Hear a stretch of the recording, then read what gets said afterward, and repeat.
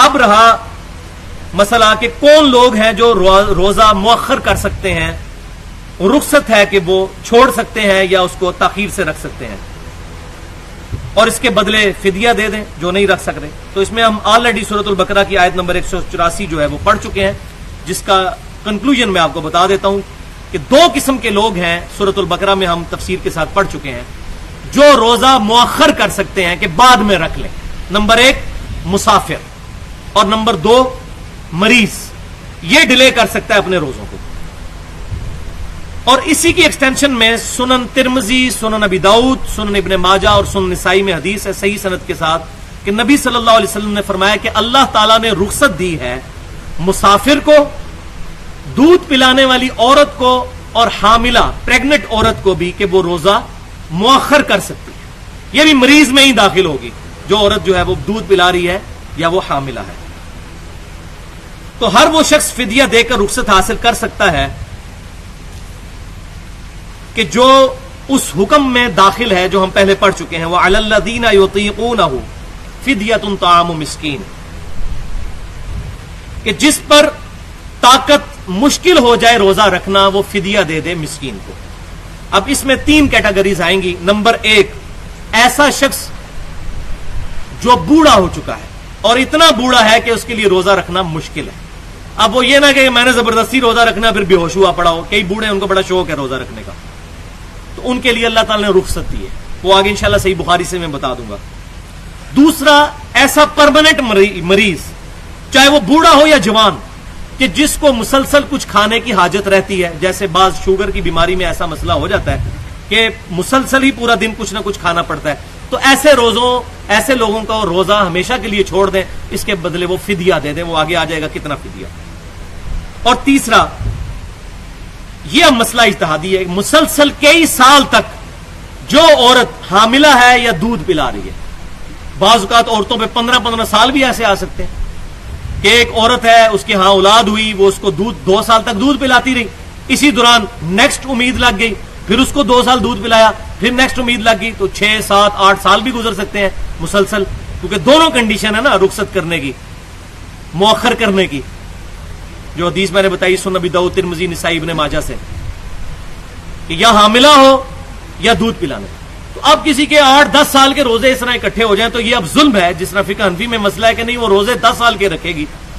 لا یکلف اللہ نفسا الا وسعها، یہ اسی مریض میں داخل ہوگی، وہ اپنے روزوں کا حساب لگا کے فدیہ دے دے، اس کو روزہ رکھنے کی ضرورت نہیں. یہ بہت امپورٹنٹ مسئلہ ہے، یہ عموماً کتابوں میں نہیں لکھا ہوتا، میں نے ضروری سمجھا کہ یہ بیان کر دوں.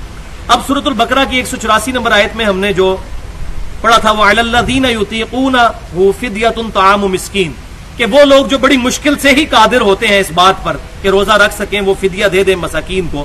اس کانٹیکسٹ میں صحیح بخاری میں حدیث ہے کہ عبداللہ بن عباس رضی اللہ تعالی عنہما یہ آیت پڑھا کرتے تھے اور فرمایا کرتے تھے یہ آیت منسوخ نہیں ہے، کیونکہ بعض صحابہ اس وقت یہ سمجھتے تھے کہ یہ آیت منسوخ ہے. وہ یہ سمجھتے تھے کہ یا روزہ رکھ لو یا فدیہ دے دو، عام آدمی بھی.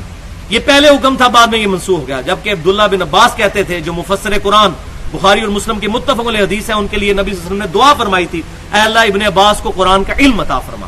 وہ یہ کہتے ہیں یہ آیت منسوخ نہیں ہے، بلکہ یہ وہ اس بوڑھے کے لیے ہے جس کے لیے روزہ رکھنا مشکل ہو جائے.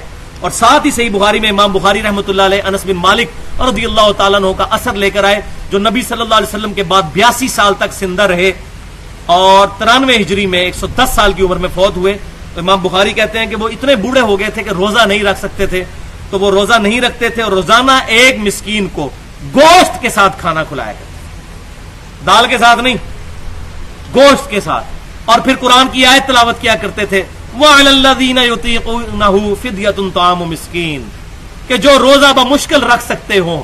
لہذا میں نے یہ جو ترجمہ کیا تھا یہ اپروپریٹ ترجمہ ہے، بمشکل ہی وہ روزے پر طاقت رکھتے ہوں وہ فدیہ دے لیا کرے مسکین کو. تو یہ آیت بھی وہ تلاوت کیا کرتے تھے.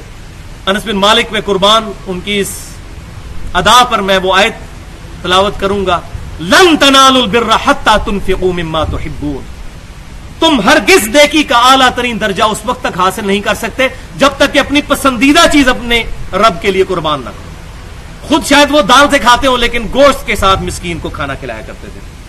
اب اس میں مسکین کو تو کلیئر نہیں ہے کہ ایک وقت کا کھانا کھلانا ہے یا 2 وقت کا. میرے نزدیک یہی ہے، چونکہ مسکین کو کھانا کھلانے کا حکم ہے اور روزہ بھی پورے دن کا ہوتا ہے اور روزے میں بھی 2 وقت کھانا کھایا جاتا ہے، سحریوں میں اور افطاری میں، اور شریعت میں کھانا بھی 2 وقت کا ہے، یہ تیسرے وقت کا تو ہم نے خود ہی ایڈ کر لیا ہوا ہے، جائز ہے، لیکن یہ بیماریوں سے خالی نہیں. حکیموں سے اگر آپ پوچھیں تو یہی بتائیں گے 2 وقت کا کھانا ہی ہے. عموماً محاورہ بھی بولا جاتا ہے 2 وقت کی روٹی. تو 2 وقت کا کھانا ایک مسکین کو کھلا دیا جائے تو پاکستان کے آج کی 7 جولائی 2012 کی ڈیٹ کے مطابق تقریباً 75 روپے میں اچھا کھانا کسی کو کھلایا جا سکتا ہے، 75 روپیز میں. تو 150 روپیہ بنا ایک روزے کا فدیہ، ایک دن کے 2 وقت کے کھانے کا. تو 30 روزوں کا بنے گا 4500، 4500، 4500. یہ پاکستانی کرنسی کے مطابق ہے. اس طرح دنیا میں جہاں کوئی رہ رہا ہے وہ خود حساب لگا لے کہ ایک وقت کا اچھا کھانا جو ہے درمیانہ نارمل، یہ نہیں ہے کہ اب خود غریب ہے تو امیر والا کھانا کھلائے. جس طرح کا خود کھاتا ہے اس طرح کا کھانا اگر اس کو کھلانا پڑ جائے تو رقم کی شکل میں بھی دیا جا سکتا ہے، کھانا بھی کھلایا جا سکتا ہے. گھر پکا ہوا ہے اسی میں سے کھانا کسی کو دے دیں.